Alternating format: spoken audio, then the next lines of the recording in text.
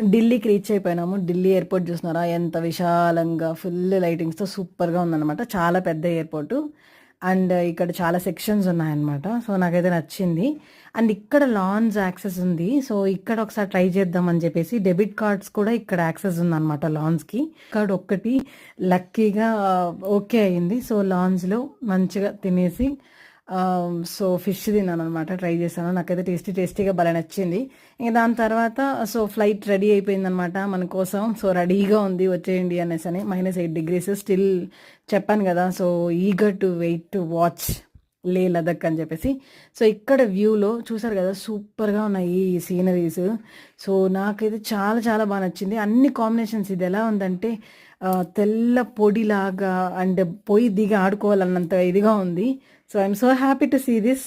ఈ సీనరీస్ అన్నీ క్యాప్చర్ చేశాను. So, Leh Ladakh day trip 1లో పెట్టాననమాట. చూసేయండి.